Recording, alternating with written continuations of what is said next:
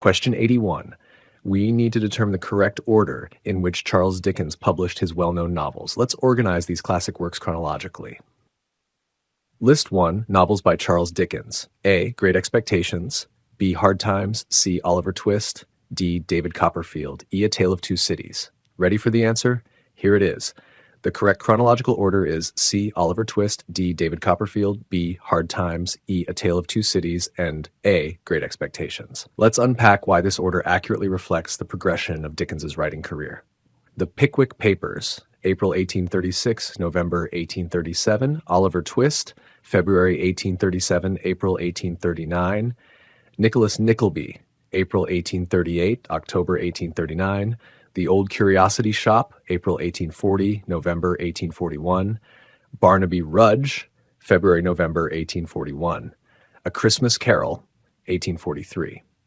Martin Chuzzlewit, January 1843, July 1844, The Chimes, 1844, The Cricket on the Hearth, 1845, The Battle of Life, 1846, Dombey and Son, October 1846, April 1848, The Haunted Man, 1848, David Copperfield, May 1849 to November 1850, Bleak House, March 1852, September 1853, Hard Times, April 1st, 1854, August 12th, 1854, Little Dorrit, December 1855, June 1857, A Tale of Two Cities, April 30th, 1859, November 26th, 1859, Great Expectations, December 1st, 1860, August 3rd, 1861, Our Mutual Friend, May 1864, November 1865, The Mystery of Edwin Drood, April 1870, September 1870. Question 82. We're looking at the publication dates of various significant works related to India. Match these titles to their publication years.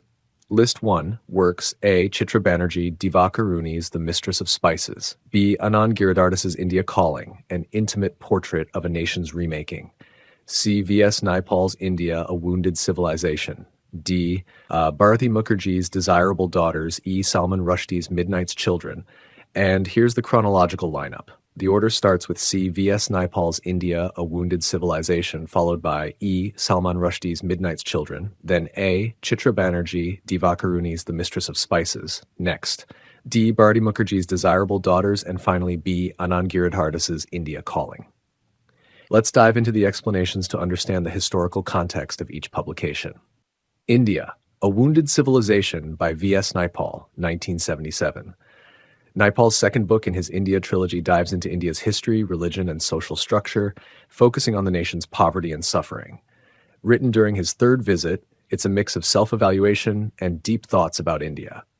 Important for UGC NET, highlights Naipaul's critical perspective on India, relevant for post-colonial studies. Midnight's Children by Salman Rushdie, 1981. Rushdie's Midnight's Children is a big deal in post-colonial literature, blending magical realism with historical events to tell India's story from British rule to independence. It's told by Salim Sinai and won the Booker Prize and James Tate Black Memorial Prize in 1981, and later the Booker of Bookers in 1993 and 2008. Important for UGC NET, key text in post-colonial studies, notable for its narrative style and historical context. The Mistress of Spices by Chitra Banerjee Divakaruni, 1997. Set in Oakland, California, this book tells the story of Tilo, an Indian shopkeeper and magician who uses spices to help her customers. Things get complicated when she falls for an American guy, challenging her magical skills and beliefs. Important for UGC NET, explores themes of diaspora, cultural identity, and magical realism. Desirable Daughters by Bharati Mukherjee, 2002. The first book in Mukherjee's trilogy about three Bengali sisters from a rich Calcutta family. Tara Bhattacharjee, the youngest sister, narrates their life, blending traditional Indian upbringing with their individual quests for identity. Important for UGC NET examines themes of family, identity, and the Indian diaspora. Anand Giridharadas, an American journalist and political commentator, Giridharadas has written impactful books like India Calling, an intimate portrait of a nation's remaking, 2011, The True American, Murder and Mercy in Texas, 2014, Winners Take All, The Elite Charade of Changing the World, 2018, and The Persuaders, At the Front Lines of the Fight for Hearts, Minds, and Democracy, 2022. His work often critiques social and political issues, offering deep insights into both American and Indian societies. Important for UGC NET, notable for his critical analysis of social and political themes relevant in contemporary studies. Question 83. It's time to arrange Sri Aurobindo's works in the order they were published. List 1. Works of Sri Aurobindo. A. The Hour of God. B. The Mother. C. The Life Divine. D. The Future Poetry. E. The Synthesis of Yoga. Corrected answer. The right sequence is B. The Mother. E. The Synthesis of Yoga. D. The Future Poetry. C. The Life Divine. And finally A. The Hour of God. Let's explore why this chronological order is significant for understanding the evolution of Sri Aurobindo's philosophical and literary contributions. Das Sri Aurobindo, 1872 to 1950. Sri Aurobindo was a big name in yoga, philosophy, poetry, and India's fight for freedom. He believed in spiritual evolution to bring divine life to earth. He started his education in a Christian convent school in Darjeeling, and later went to England, where he excelled in languages at the University of Cambridge. He came back to India in 1892 and took on various roles in Baroda and Calcutta while diving deep into yoga and Sanskrit studies. Important for UGC NET, his educational journey and mastery in languages contribute to his diverse intellectual background. From 1902 to 1910, Aurobindo was active in the Indian freedom struggle, which got him imprisoned in 1908. To escape the British, he moved to Pondicherry in 1910, dedicating himself to his unique integral yoga, a holistic approach aiming for a spiritually transformed life on earth. Important for UGC NET, his role in the nationalist movement and the development of integral yoga are crucial for understanding his impact on both spirituality and politics. In Pondicherry, he started a community of spiritual seekers that became the Sri Aurobindo Ashram in 1926. Leadership went to his spiritual partner, Mira Alfassa, known as the Mother. The ashram became a global spiritual center, drawing seekers from around the world. Important for UGC NET, the establishment of the ashram and its global influence highlights Aurobindo's impact on modern spirituality. Aurobindo's philosophy focused on evolving spirituality, rejecting the traditional goal of moksha for a higher state of consciousness in earthly life. His major work, The Life Divine, outlines his vision of evolving towards a supermind, linking the finite with the infinite to manifest divine values on earth. Important for UGC NET, his evolutionary spirituality and the concept of the supermind are key elements in modern spiritual discourse. His writings include philosophy, yoga essays, poetry, plays, and more, offering deep spiritual insights and exploring human unity and transcendence. Works by Sri Aurobindo, chronologically. Essays on the Gita, 1922. 1926, founded Sri Aurobindo Ashram with Mira Alfassa, the Mother. Collected Poems and Plays, 1942. The Synthesis of Yoga, 1948. The Human Cycle, 1949. The Ideal of Human Unity, 1949. Savitri, A Legend and a Symbol, 1950. Future Poetry, 1953. The Life Divine, 1939. On the Veda, 1956. The Hour of God, 1959. Important for UGC NET, each work represents a significant contribution to spiritual, philosophical, and literary fields, reflecting Aurobindo's diverse and profound impact. Question 84. Let's identify the correct publication order of the given influential academic and literary texts. List 1. Publications. A. Simon Gikkande's Maps of Englishness, Writing Identity in the Culture of Colonialism. B. Frantz Fanon's The Wretched of the Earth. C. Homi K. Bhabha's Nation and Narration. D. Ernest Gellner's Nations and Nationalisms. E. Robert Young's Colonial Desire, Hybridity in Theory, Culture, and Race. Here's the answer. The order starts with B. Frantz Fanon's The Wretched of the Earth, then D. Ernest Gellner's Nations and Nationalisms, followed by C. Homi K. Bhabha's Nation and Narration. Next, E. Robert Young's Colonial Desire, and finally A. Simon Gikkande's Maps of Englishness. Let's dive into the explanations to see how these works have shaped academic thought and discourse. The Wretched of the Earth, 1961, by Frantz Fanon. Fanon's book takes a deep dive into the psychological effects of colonization on people and nations. It looks at the social, cultural, and political aspects of starting a decolonization movement. The title, taken from the International, highlights themes of liberation and empowerment. Important for UGC NET, key text in post-colonial studies, examining the impacts of colonization and the process of decolonization. Nations and Nationalism, 1983 by Ernest Gellner. Gellner's book dives into his theory of nationalism. O'Leary calls it Gellner's most detailed look at the topic, expanding on ideas first introduced in Thought and Change. Gellner later refines some of these ideas in Encounters with Nationalism, 1994, without changing the core arguments. Important for UGC NET, essential reading for understanding theories of nationalism. Nation and Narration, 1990, by Homi K. Bhabha. Bhabha's book critically examines the stories that shape national identities, suggesting that nations are built through storytelling. This work is part of Bhabha's broader contributions to post-colonial theory, focusing on culture, power, and identity. Important for UGC NET, offers insights into how national identities are constructed, a key concept in post-colonial theory. White Mythologies, Writing History and the West, 1990, by Robert J. C. Young. Young critiques Eurocentric Marxist historiography, positioning it as a precursor to post-colonial theory. In Colonial Desire, 1995, he explores the concept of hybridity, tracing its evolution from racial theory and linguistics to a central idea in post-colonial studies. Important for UGC NET, his critique and exploration of hybridity are fundamental in post-colonial discourse. Simon E. Gikandi. Gikandi, a top Kenyan literature professor and post-colonial scholar at Princeton, has made major contributions to African and Caribbean literary studies. He's well known for his work on modern African literature and writers like Chinua Achebe and Ngugi wa Thiong'o.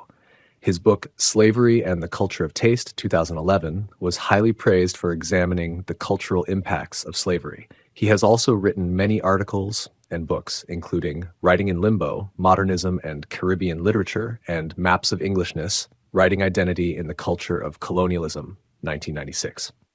Important for UGC NET, his work is crucial for understanding African and Caribbean literature and the cultural impacts of colonialism and slavery. Question 85. We're arranging various influential texts based on their publication dates. List 1. Texts. A. Michel Foucault's The Order of Things. B. M.K. Gandhi's Hind Swaraj, or the Indian Home Rule. C. Stephen Greenblatt's The Swerve, How the World Became Modern. D. Donna Haraway's When Species Meet. E. Tony Bennett's Formalism and Marxism. And the chronological order is, starting with B. M.K. Gandhi's Hind Swaraj, followed by A. Michel Foucault's The Order of Things. Then E. Tony Bennett's Formalism and Marxism. Next, D. Donna Haraway's When Species Meet, and finally C. Stephen Greenblatt's The Swerve. Let's explore further why these publications are foundational in their respective fields and the implications of their historical placement. Hind Swaraj, or Indian Home Rule, 1909, by Mohandas K. Gandhi. In this book, Gandhi critiques Western civilization and shares his vision for Swaraj, or self-rule, discussing themes like mechanization and modernization. He contrasts his disapproval of European civilization with his belief in a higher moral form of empire. The British authorities banned it in 1910, seeing it as a threat to their rule.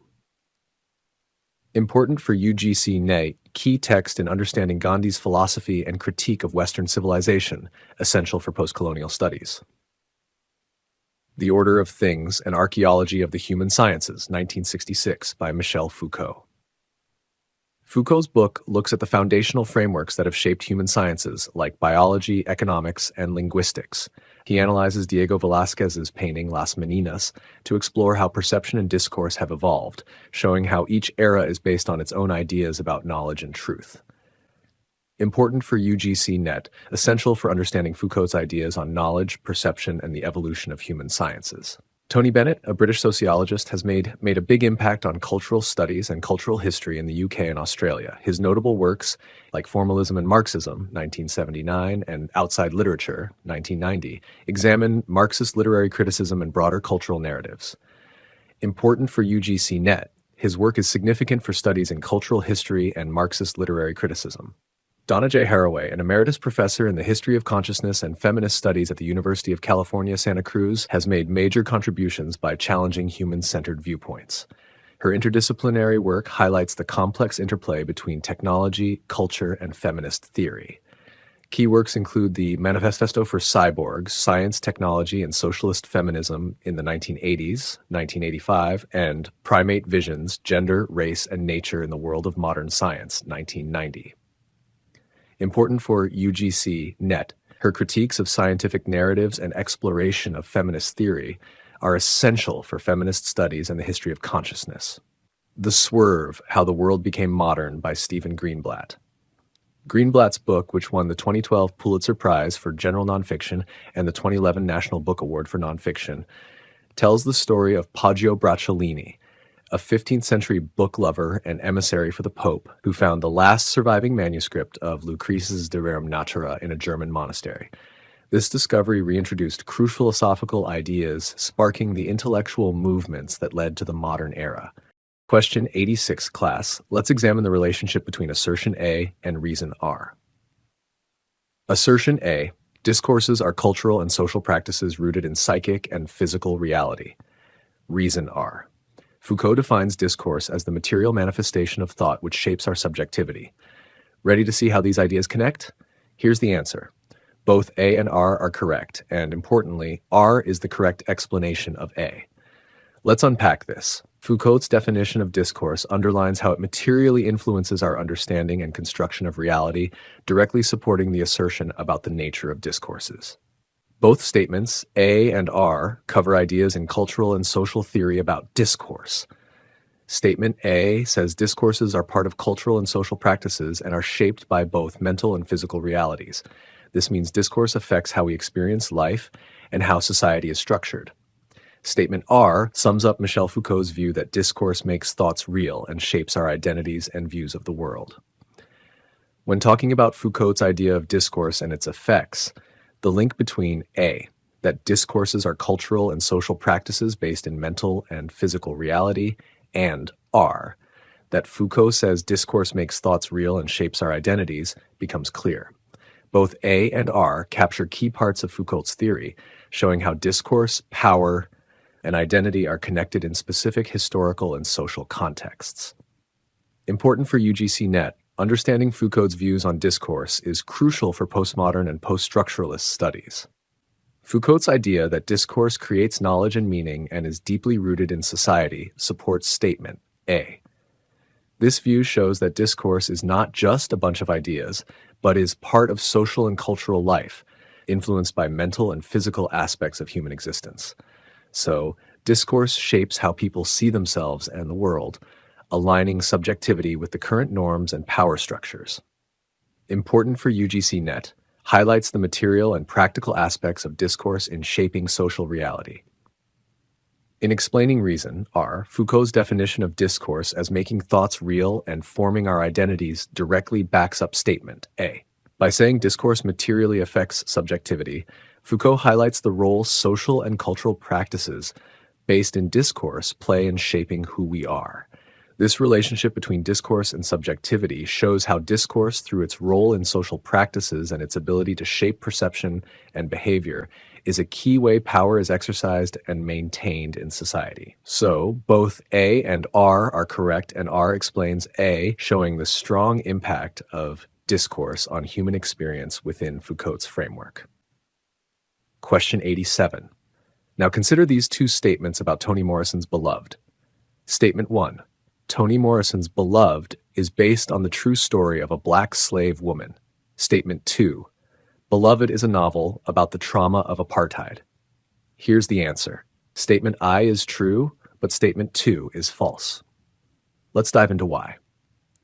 While Beloved indeed explores the legacy of slavery, it focuses on American slavery rather than apartheid, which is associated with South Africa. Statement I is right on the money. Beloved by Toni Morrison really is inspired by the true tale of Margaret Garner, an African-American slave who escaped but got caught later. When she faced the nightmare of her kids being sent back to slavery, Garner chose to kill her daughter, an event Morrison spins into the story of Seth and her family in Beloved. The novel digs deep into the severe psychological and emotional scars left by slavery on individuals and families, grounding its narrative in real historical events. Important for UGC NET, Understanding how Morrison transforms real historical trauma into literary exploration is key for American literature and cultural studies. Statement 2 is off the mark. Beloved doesn't tackle the trauma of apartheid, which was all about institutionalized racial segregation and discrimination in South Africa from 1948 to the early 90s. Instead, Morrison's book focuses on the lingering effects of slavery in the U.S., especially on African American families. Set after the American Civil War, it explores big themes like freedom, motherhood, and the ghostly legacy of slavery, not apartheid. So the lowdown is this. Statement I is true, but statement 2 is false. That means option 3 is the right pick. Nadine Gordimer wasn't just a famous South African writer. She was also deeply involved in politics. Her powerful writing snagged her the Nobel Prize in Literature in 1991 because of her magnificent epic writing that deeply enriched humanity.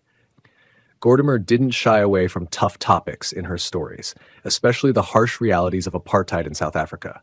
Her book, Burger's Daughter, and even got banned during apartheid. A fierce supporter of the anti-apartheid movement, she stood with the African National Congress when it was banned and helped out with Nelson Mandela's 1964 defense speech before he was sentenced to life. Apart from fighting apartheid, she also worked hard to raise awareness about the HIV/AIDS crisis. Important for UGC NET, Gordimer's work and activism are crucial for understanding literary and political responses to apartheid, important for comparative literature and post-colonial studies. Question 88. Next up, let's look at these statements about the word culture. Assertion A. Culture is one of the 2 or 3 most complicated words in the English language. Reason. This is mainly because several different though related meanings have emerged at particular moments throughout its long history. So here's what we've determined. Both A and R are true, but R does not adequately explain A. Let's explore further. While R does provide context on why culture is complicated, it does not fully explain the assertion, highlighting the need for a deeper look into the various nuances of the word. The best pick here is option 2. Both statements A and R are true, but R doesn't really explain A. While both statements hold water, the reason given doesn't quite hit the mark on why the word culture is so tricky. It's true that culture is a complex word because it has piled up lots of different meanings over a long time, but the explanation doesn't nail why these many meanings make it so complex. So yeah, both A and R are spot on, but R doesn't really explain A properly. Cultural studies is this cool, super broad field that mixes loads of different critical approaches, like semiotics, Marxism, feminism, and a whole bunch more. It dives into cultural stuff across different societies and times, aiming to figure out how culture comes about, spreads, gets challenged, and mixes into systems of power. It's all about seeing how meaning gets made in social, political, and economic realms in specific social settings. This field has really opened up how we understand cultural dominance and individual agency, especially in how culture plays out across the globe. Important for UGC NET, knowing the origins and scope of cultural studies is crucial for tackling questions on media, society, and culture. Some key texts that started it all off include Richard Hogarth's The Uses of Literacy, Raymond Williams' Culture and Society and the Long Revolution, E.P. Thompson's The Making of the English Working Class. These books are like the foundational blocks of cultural studies. Question 89. Consider these statements about Follow the Rabbit-Proof Fence by Doris Pilkington. Statement I, non-fictional narrative. Follow the Rabbit-Proof Fence is based on the real-life experiences of 3 Aboriginal girls who fled from the Moore River Native Settlement. Statement 2. The names of the 3 girls are Molly, Daisy, and Mary. And here's the answer.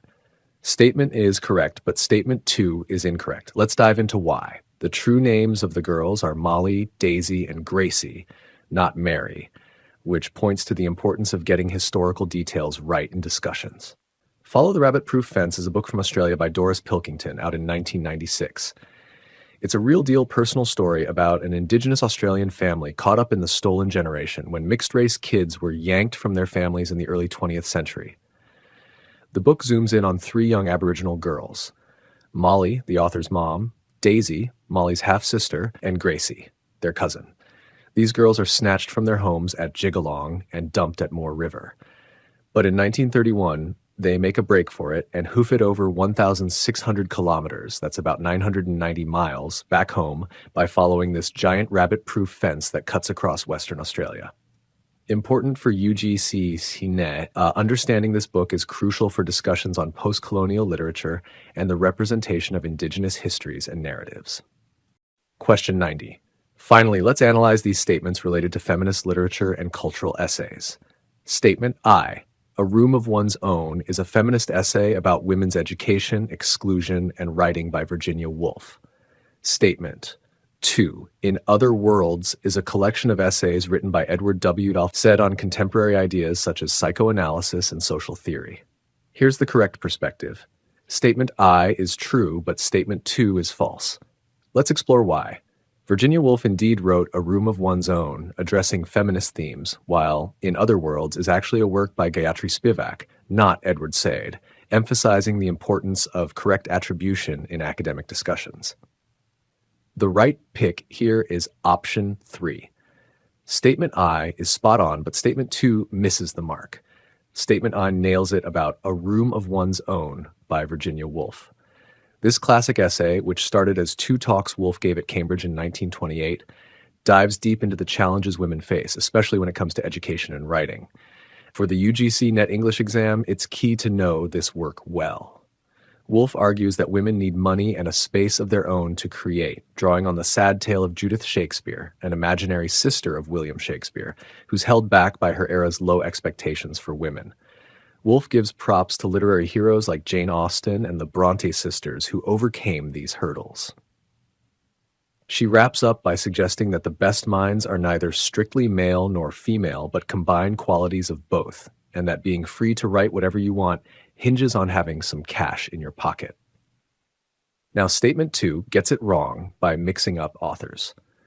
In Other Worlds isn't by Edward W. Said, it's by Margaret Atwood, who takes us on a tour of her life with science fiction, from her kid superhero stories to her deep dives into literary history at Harvard, and her thoughts on where books like The Handmaid's Tale fit into the mix. Just a tip for the UGC NET English exam, Virginia Woolf's essays and novels are crucial reads. She's big on exploring gender, society, and how people think, which not only shakes up the usual way stories are told, but also digs into some heavy feminist and modernist themes. Studying her work helps unpack complex ideas about gender roles and literary form, super useful for acing questions on modernist literature and feminist theory. That brings us to the end of today's lecture. In our next session, we'll be tackling questions 91 to 100, which will focus on reading and comprehension. Be sure to join us to enhance your skills in this crucial area. If you need the PDFs of today's materials, please WhatsApp us at 96445160045. Don't forget to subscribe to our channel, hit that like button, and leave a comment below. Your feedback is invaluable and helps us keep the content relevant and engaging. Thanks for watching, and I look forward to seeing you in the next session.